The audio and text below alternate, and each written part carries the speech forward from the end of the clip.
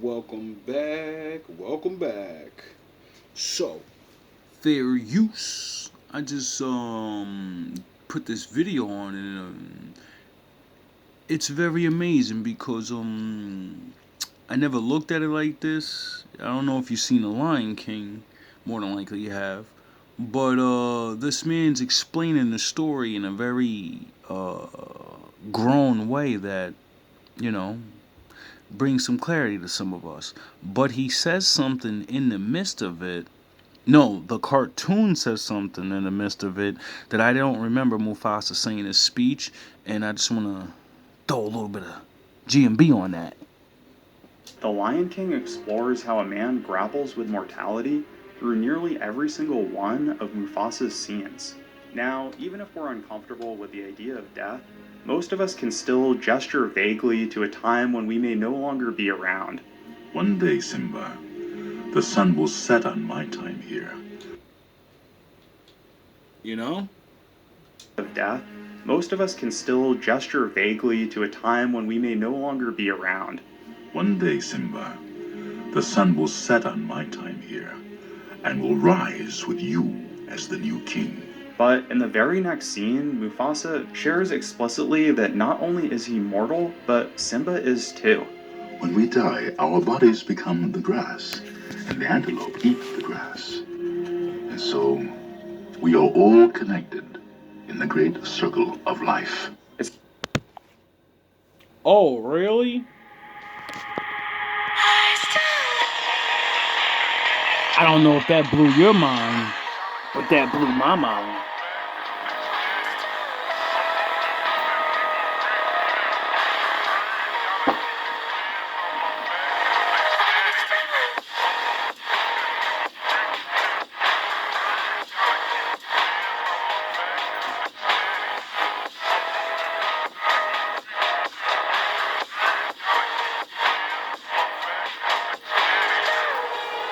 Shout out to my wolves. Salute to my ninjas. Hope you're doing okay, Em.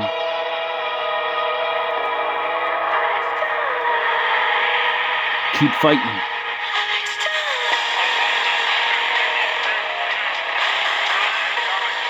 Shout out Sage.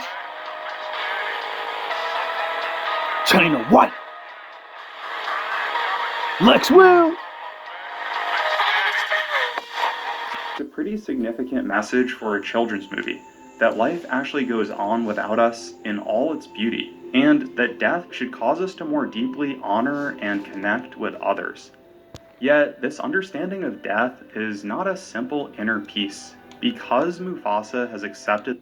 Yeah, now that's cool. We're gonna get into that and let him do his little thing, but I want to do my thing. Too. When we die, our bodies become the grass, and the antelope eat the grass. And so, we are all connected in the great circle of life.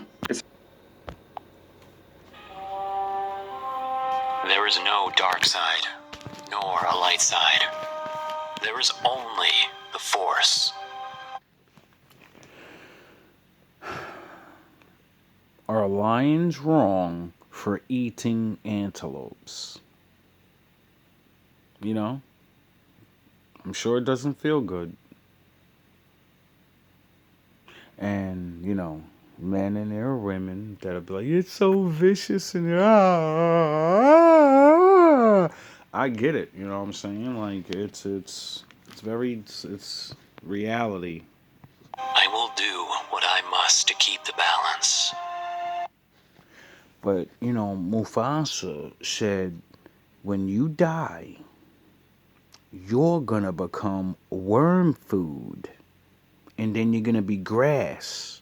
What do antelopes eat again? Oh, yeah. So, okay, every time you see an antelope eating the grass, it's eating a lion. You get it? They eat each other. The balance is what keeps me together. There is no good without evil, but evil must not be allowed to flourish. I wonder why when a lion eats, it's not like a human being and says, I'm gonna eat again. 'Cause I can. I wanna get bigger. I wanna dominate these niggas a little more. No, it eats and goes the fuck home. And chills with his family and doesn't come out for a couple days until it's hungry again. There is passion, yet emotion. Serenity, yet peace. Chaos, yet order. And then I think about, the fact of like scientists like kind of say like, a lot of things are alive and things that are living, they grow and have the force. They have the life force in them. So if your body's gonna become worm food, and that worm food becomes fertilizer, and that fertilizer grows into grass and shit, you know, I think my father made a loop, an endless cycle of things that you see the balance. I am the wielder of the flame, the protector of balance. I am the holder of the torch, lighting the way. So for the women or men that said, yeah, I don't like when these meat eater animals eat animals. Why don't you feel the same way about the antelope and the deer? They're eating living grass. That grass is alive. It grows. It has a force of its own, and it ain't fucking bothering nobody. And it can't run away. It doesn't have a chance to run. You just gotta hope and pray it's not your turn. I am the keeper of the flame, soldier of balance. I am the guardian of balance. So if you're gonna have contentment for the lion, then you must have contentment for the antelope and the deer because they're not doing anything different. It's just you don't respect the grass or the trees to be alive because you're a moron. I am a gray Jedi. So I don't know really how to go any further to explain that, that Jedi truth right there, that gray truth. Cause Jedi just say, yeah, everything's just gotta be good, and then yeah, whatever, nigga. Yeah, there's only light. Be good and be great and good. But you're running around with a lightsaber and you will put people down. That's darkness. You can't enforce the light without getting a fucking dark. Now, can you? No. No, you can't. Significant message for a children's movie that life actually goes on without us in all its beauty, and that death should cause us to more deeply honor and connect with others. Yes. Yes, it should. And it should make you actually want to connect with yourself and realize you're immortal. You're just a man. You're no matter how great you are or whatever, you're right. You're going in the floor. You will become fertilizer. And there's nothing you can do about it. And the thing I've learned about embracing that was, I think, from poetry. Some poet or some shit talked a lot about death and shit. And at an early age, I kind of got what he meant because my brother and my friend got like brutalized, and my brother almost died, and my friend did, and then my grandmother died, and then 9/11 happened, and so it was like back to back to back deaths. Then fucking Biggie and Pac, my favorite rappers, died. So it was this nonstop death, and it did something to me. Besides make me aware, um, you learn to embrace it and say, "Holy shit, I'm not better than those people. They just went to work and now they're not coming home ever. They had plans. They had monies, they had better families than me, and they're gone. And I'm still here. I think I need to be appreciative and stop being so jealous over the things they got because they don't have the thing that I got right now. Life. It's over. All your money and all your family couldn't stop that. You know? So having life is something that is a gift. You know? And facing death doesn't always mean go put yourself in death situations so you can see the shadow of death and laugh in the face of it and shit. Nah, it's not for everybody. You ain't built for that shit, nigga. And death, when you laugh at it, it comes for you harder. So if you don't really, have the shadow of life to protect you, if death exists, then there has to be a life force existing. And then, I'm gonna call my life thing and say, no, go let him know it's not my time. You run shit here. He just fucking lives here. Yet, this understanding of death is not a simple inner peace. Because Mufasa has accepted the mortality of all beings, he's also more sensitive to the fragility of life. When Simba and Oh, really? Yeah, that's what I keep trying to tell people. If you have too much money and you're bored in life and you can't figure out why you can't feel super happy, you have to fucking give away your things, or at least go without them for a really long time, live like a poor person, and then you'll get appreciation. You can't appreciate things when you have it all. You want to feel like something, like Jesus said to the rich man. You want to know what it's like? Give your shit up. Now, we know you ain't gonna give up all your worldly treasures, but what you can do is you can go make up a fake ass name, fake ass identity, and then you can go put yourself on a poor man's budget. And you can go live in a shitty apartment for a year and experience what it's like to really be one of us. And then when you starve and you can't have the luxuries, when you finally go back, you're gonna fucking shit yourself to go wipe with regular that good toilet paper. That porcelain marble seat and shit, the good lunches and the food with no pesticides. You will eat a fucking regular cheeseburger and think it's $1 million fucking burger. Because you haven't eaten in so long. You'll appreciate it like none other. And you can only get that if you constantly don't have it. Nala sneak off to the elephant graveyard, they're attacked by hyenas and Mufasa must rescue them. At first, we see only his anger at Simba's disobedience. Dad, You deliberately disobeyed me. Dad, I'm sorry. You almost got people killed. Yourself and your sisters and your brother. It's not a game. When Big Dog says stay the fuck away from there, you stay the fuck away from there. Go home. But we soon realize that controlled, angry tone is covering something deeper. Simba, I'm very disappointed in you. I know. You could have been killed. You deliberately disobeyed me.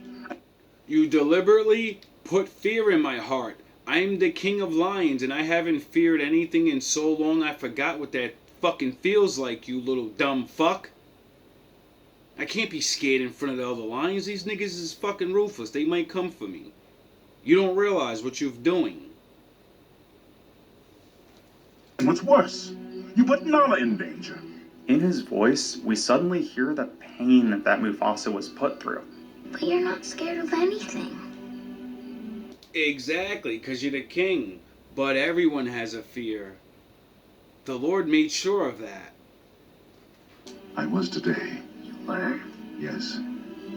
I thought I might lose you. Oh. I guess even kings get scared, huh? Mm-hmm. Yes. That's what keeps him in line. Mufasa is under no illusions about just how fragile life is. And now we get to the scene that shows us something we really almost never see in a children's movie. A man facing his death. Up until now, we'd really only seen Mufasa through Simba's perspective, as a gigantic, invincible guardian. I mean, he's conveyed to us as almost an omnipotent god. But suddenly here, he looks tiny, dwarfed by the stampeding wildebeests, we feel our first sense of real unease. And then he's hit by the wildebeest. And everything changes here. Both the audience and Mufasa realize that even getting Simba out alive is not guaranteed, let alone making it out himself. I've rewatched this scene about 100 times making this video, and it hasn't lost any of its effect on me. In fact, I still feel pretty strongly that these 30 seconds are one of the most beautiful depictions of masculinity, fatherhood, and human love ever animated. It should also teach you about what it means to have power, and then there's a bunch of things that because the lion's not scared, it hunts these fucking things, but there's a bunch of them, and he's by himself, and all your power, all your bravery means fucking nothing against the thousands of them. And they're not trying to hurt you, they're just mobbing, they're just running around. You're in the fucking way though. Because we see absolutely no concern in Mufasa for anything but his son. There's just nothing left of self-preservation in him so long as Simba is in danger. This is really what humans have honored throughout all of our history as a man's greatest act. Mortal. Yeah, try to make sure your bloodline survives while a pack of fucking morons are just running wild, not realizing a lot of morons took down a lot of great people in the world, it seems like. You know?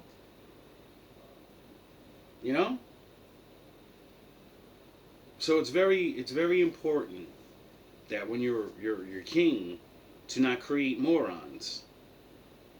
Sacrifice for those he loves. And what makes this all the more noble, all the more beautiful, and all the more tragic is that Mufasa doesn't want to die. He desperately does not want to die. The movie could have shown him getting swept away by the wildebeest. He was so strong and so real, and he didn't die. He made it the fuck out, and Scar said, "Nah, nigga, I ain't letting you back up the rock. Bye-bye, it's my time. I seen you pussy next to your son the other day, nigga. It's time." Never to reappear, his last moment being the grand rescue of Simba. Or we could have even seen him calmly tell Simba he loves him before collapsing. But instead, we see something that breaks our hearts. Brother! Vegeta, Ryu, Ken, Jacob, Esau, Moon, Sun, please help me. Brother! No, nigga. No. You should have seen this coming. He looks at Scar without rage or contempt, but instead with raw anguish. Because having accepted mortality does not mean you desire death. In fact, it often means the opposite, appreciating just how precious life really is. Knowing that this is what Mufasa risked willingly for Simba, life, a precious life that he loved, that he desperately. Oh, another famous fucking Jedi vs. Sith story. Another brother duo. Like father and son, Anakin and Skywalker. Why is it always... What is wrong with people in charge? Why is the fucking hater guy always there? What? Oh yeah, I forgot, because it comes with rules. And your boss got a boss, I got a boss. And sometimes you're capable of being a boss, and but your brother's the boss because he got born in a certain time, and he's the big brother, and that's the way it goes. Or he's the little brother, and he actually paid attention to everything, so he knows what to do and you don't. And then hating ass niggas that's like, as if he's gone, it's automatically my turn. Automatically. No voting, no nothing. Wanted to live, we can understand why he remains such an immortal ideal for men. Oh, I wonder if wonder if that has to do anything with, like, the reverse of the Lord. You know, like, because the Lord sent His Son down here, and His Son had to get pummeled and go bye bye under the orders of the Father. And then in that story, they made the Father sacrifice himself for the Son to reclaim the throne one day. Because that's law. There's no voting on that. That's why he had to get Simba to get the fuck away. Because Simba doesn't have to fuck it. It's like T'Challa. Remember Black Panther? I keep playing that video for you. See, a lot of people don't understand. T'Challa was a little fucked up, but he had rights, and there's nothing they can do. And he said, "Get your punk ass off the throne, and you're gonna fight me for it, and you're gonna prove you're the strongest, or I'm king now." Little ass nigga.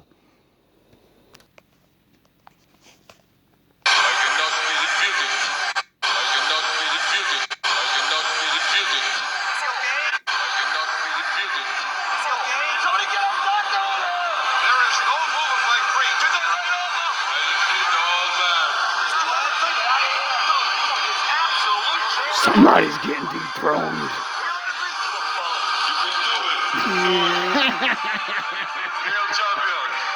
Somebody sent for us on. What started out as a joke has turned out to be a defense. Creed appears to be in very serious condition. The man alive.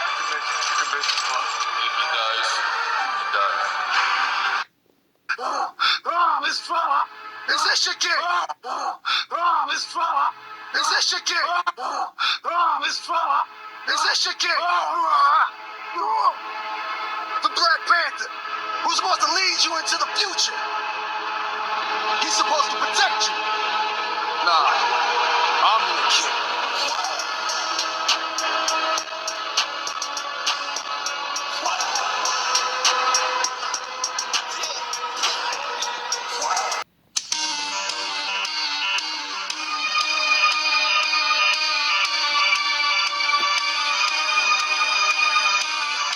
Whoever's the good one. Tell me, Vegeta, with that stamp on... Whoever the good one is, I'm rooting for you, bro.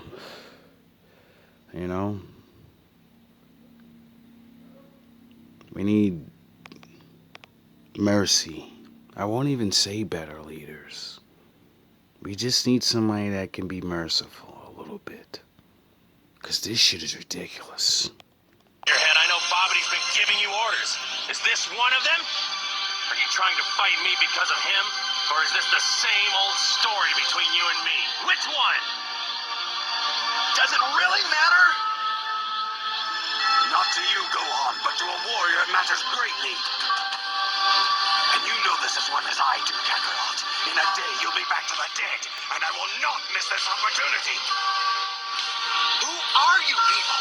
Don't you see the universe matters more than your meaningless squabble? No, it doesn't. Meaningless, huh? What do you know of meaningless? Nothing.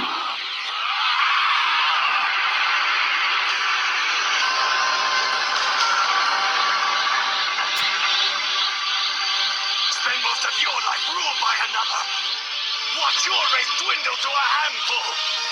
And then, tell me what has more meaning than your own strength. I have in me the blood of a Saiyan prince. He is nothing but a joke. Yet I've had to watch him surpass me in strength. My destiny thrown to the wayside. He's even saved my life as if I were a helpless child. He has stolen my honor. And his debts must be paid.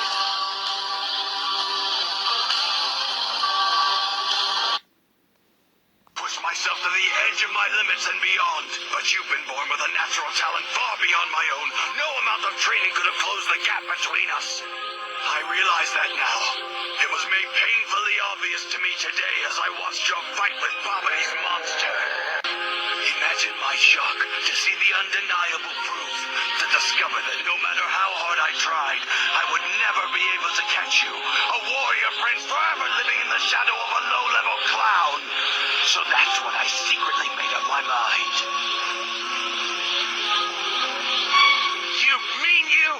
You fool! You deliberately let yourself fall under Bobity's spell. Yes, I saw the power of Bobity's magic. Don't worry, I will teach you its better taste, just as you have taught me.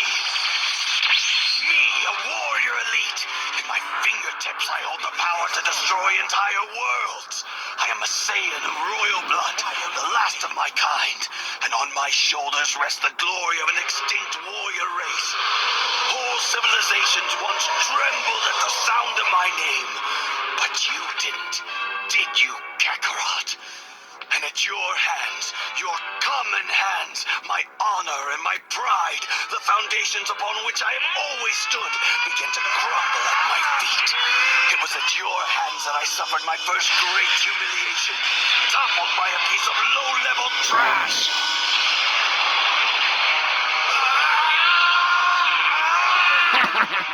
Imagine my added shame when it was you and not me who avenged our people by defeating Frieza. You, who were the first to achieve the pinnacle of our race. The first in 1,000 years to take a place among the Super Saiyans of legend. A place that I had been raised to believe was my royal birthright. You come from a strong So you were lied to, so what? bloodline.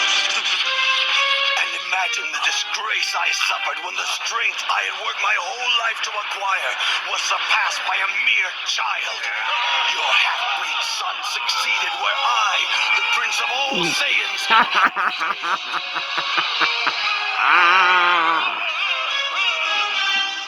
it is time to take back what is mine. I will not live my life as your second. That time is over. Every breath you take is an assault to my honor. But no more, Kakarot. By my hands, you will be cut down inch by inch, the way you have cut down my pride.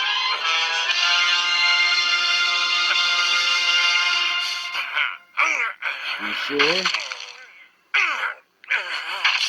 Are you sure?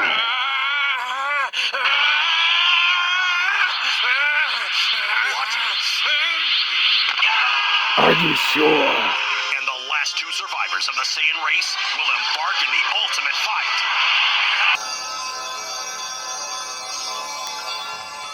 Martial science provides a way of training. Brings mind, body, spirit together.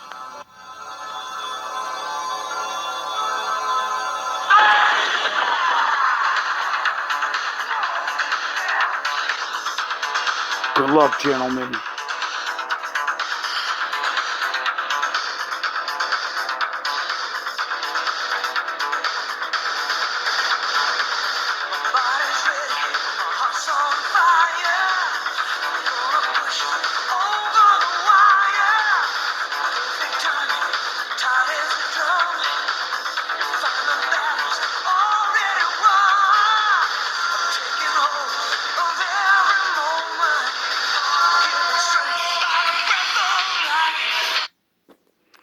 And if you're not educated enough to not be told this is not about actually fighting people, because, like, we're not living in the cowboy days. Like, people don't throw you off cliffs all the times. I mean, people do get crazy, though, so protect yourself. But there's laws, so go by the law. Don't think that you're in a fucking Kumite movie. Don't think that, you just fight people for no reason. Because you just have grudges. Other people don't care about none of that. There's a thing called a rights waiver and shit. You can go sign contracts, you can go in the ring, and you can brutalize each other legally. Solve your differences. David versus Goliath style.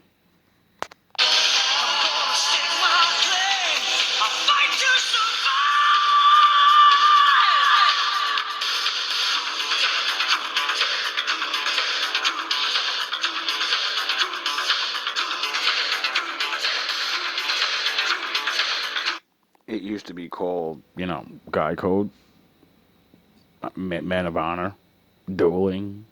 You actually didn't have to go sign a paper. You just go to a local sheriff and say, me and this guy are gonna duel. Can you stand right there and make sure that, one of us walk away? Or we want to duel to the end, but we don't. We're gonna go where it's safe. So can you come make sure that when I put him down, his family doesn't just rush me and try to, because this is the law. We're both standing here like men.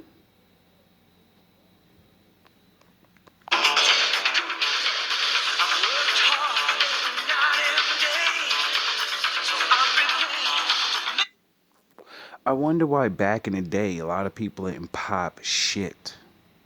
If you wasn't Billy Badass, you didn't even halfway. Oh yeah, because you would get called out to the back.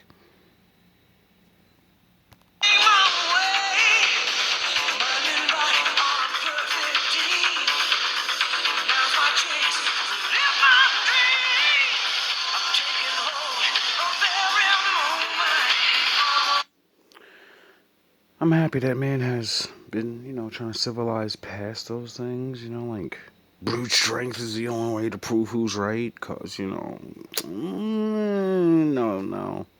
times have changed. But boys will be boys, and, some men, you're arguing over stupid shit anyway, and it seems like being tall. I'm tougher than you. So I guess there will always be a time where men have the dick swinging contest like this. But it used to be safe back in the day. So, I think most people are pussy as hell now because the way we do things, we just fight each other and do all these fucking get emotional shits. And the more I go learn about like a couple 100 years ago, 100 years